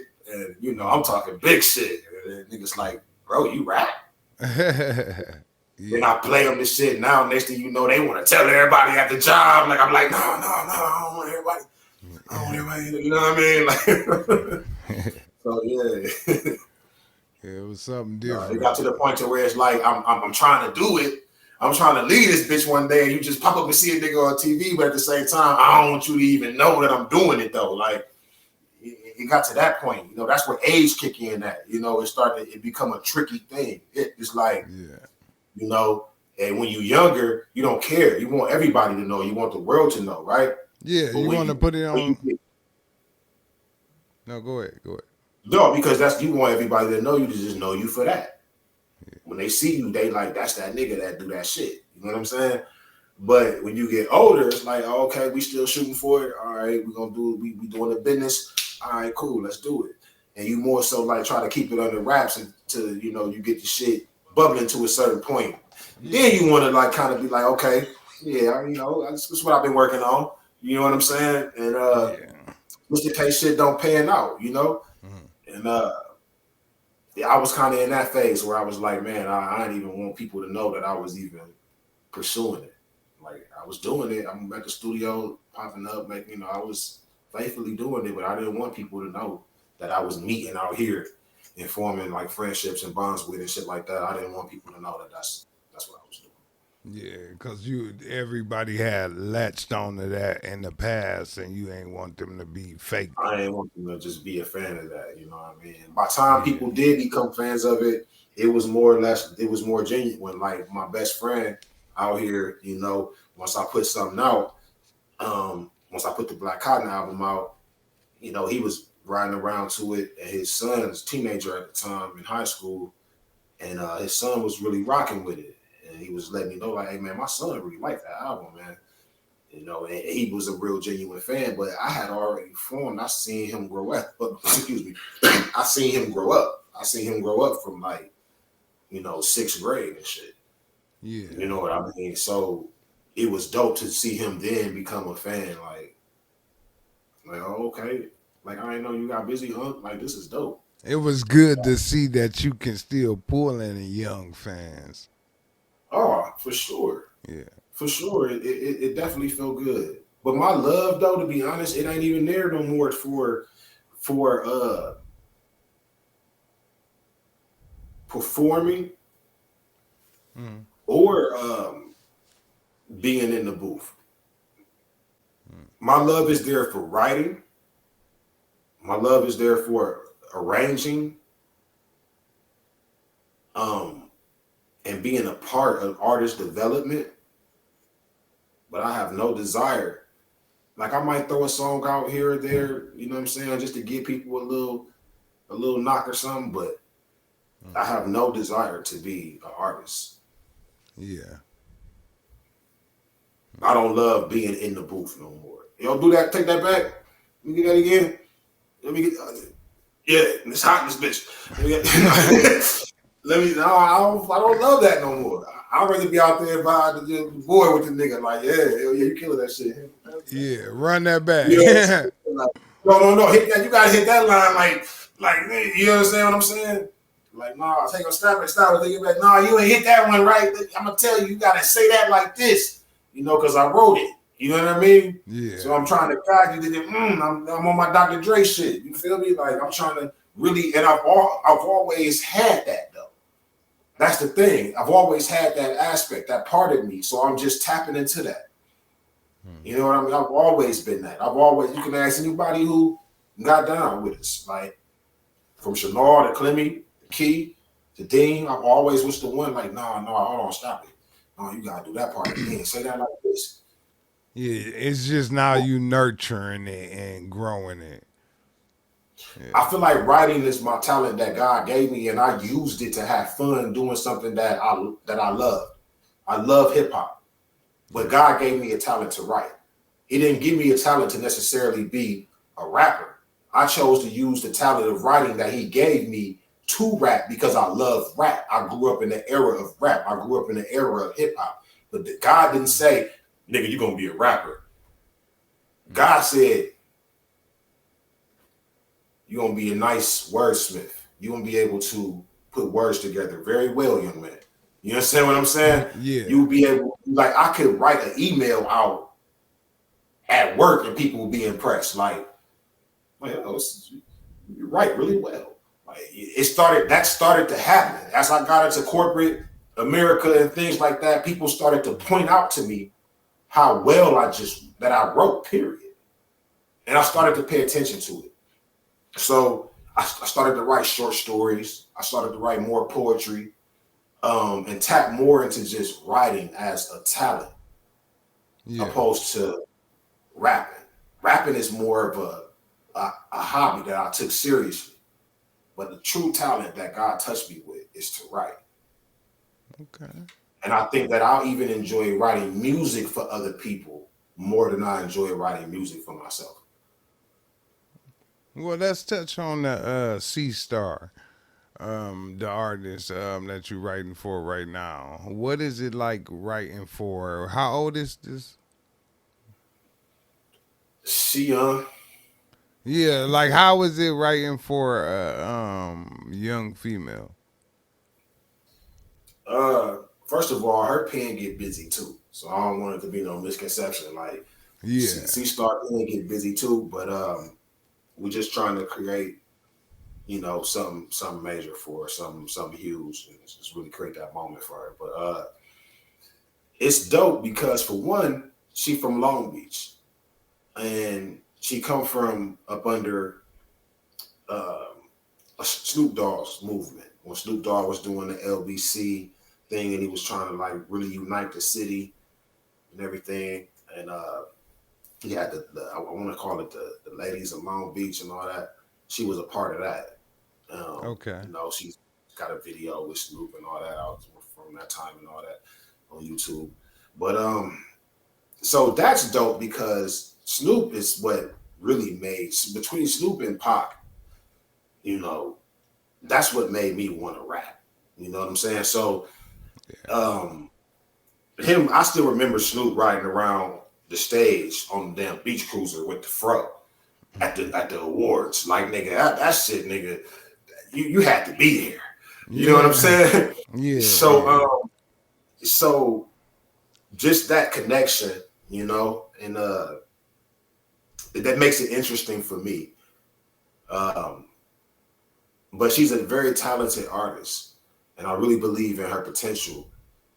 Um, as far as the game right now is with the female rap and everything, I feel like there's a real lane for her because she's not only does she bring the look that everybody wants to see, but she rap, she get busy.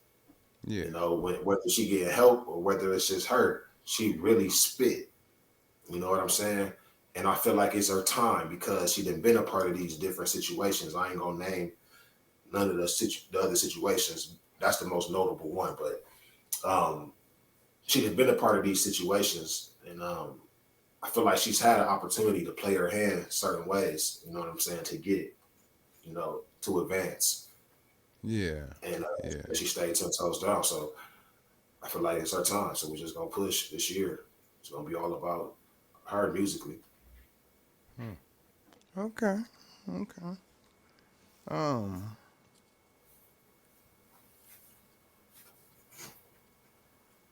I think we down there went over everything. We got the song. We got the song "Daddies" that's out right now Yeah. that we worked on together. "Daddies" that's CStarR. You know what I'm saying? So make sure you post that right. You know what I'm saying? Throw that link up there so they can go check that out, and Yeah. put them album links up there too, man, so they can go check that out. And man, I'm at the real Philly underscore P. You know what I'm saying, on Instagram. You know what I mean? Come holla at me. And shit, what else you got for me, man?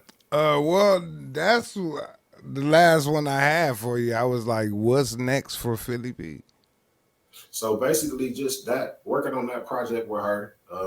I'm real focused on making her project real big, and then Mm. also bringing my screenplay to light. Start moving into the casting phase of that, and start trying to move into the rehearsals and just really get that popping. I'm really excited about that, and it's just getting into cinematography and getting behind the camera as well, and even in front of the camera. Uh, Definitely, you're gonna see some stuff. I got some stuff coming. I ain't gonna speak too Okay. soon on it, but you're gonna see me on the camera pretty soon, doing a little bit of acting. Yeah, that's what's up. Yeah, we working on movies now. Like that's 2024 is really a go. Like, I finished. That's the move. The Yeah, movies is the move right now. yeah. Like I got a number in my head. I'm doing six. Like I finished the first one at the end of 2023, and I got two more lined up. Yeah, it's gonna be an interesting 2024. So hopefully we get to work on some acting and we get some shit Tap me in. You together. know what I'm saying? Hell yeah. I'll Yeah, definitely show up. But yeah, or even with some writing too. You know what I mean? Like I yeah, said, I'm about the writing, you know. yeah. Um, if you get some time, I'll shoot you a copy of the script. Let you check it out. Okay, okay. And then look, what's so crazy? Cause I'm big into the electronics and stuff. Like somebody asked me today about shooting a play. I just said I don't know. I ain't never did one. you know. But I ain't turned it down. I just said I never did one. As far as some music now, if I do release a project, it'll be around something like that, around a film project. Yep. If I put out another project, it won't be just to put out a project. It'll be tied to like, oh, this is a soundtrack to this movie Man, or something. what's so crazy? I stopped doing music about a long time ago, but I got like four albums done for movies, and that I didn't inserted one of them already in the movies. Yeah, Man, I just want to say though, man, I appreciate you having me though. I want to give a shout out to everybody who was mentioned in this. You know what I'm saying? My man Clemmy, love you boy, Eastwood, C Star. We're gonna grind this year, 2024. You already know we're gonna turn up. Shout out to my nigga Ace. Shout out to my nigga AU. Shout out Dane. You know what I'm saying? Shout out Freeway. You know what I mean? Shout out to just everybody, whoever just took the time to say, see a light in a nigga. You know what I'm saying? Shout out to my nigga Noah. Shout out Ray Daniels. You know what I'm saying? Shout out Banja. Shout out Rock City. You know what I'm saying? Shout out my nigga Dollar Bill. You know what I'm saying? Y'all niggas know what time it is, man. Yeah. Hey, we gonna get it, man. I appreciate you coming on with us, rocking with us. HD the Garage, Toledo's podcast. We look, we like to always say that because everybody be like, I don't need the city, I don't need the city. Well, I take it, you know. That's my No, thing. straight up. Yeah, Straight up. that's Like you said, I've been gone for a minute, and when I did return to this shit and put out the Black Cotton, I reached back to the city, and like I told you, I reach back to my family. You know what I'm saying? So where's my family at? In the city. yeah. You know what I'm saying? So it just happened to turn out to be that way. So I could never turn my back on the city because that's where my family is at.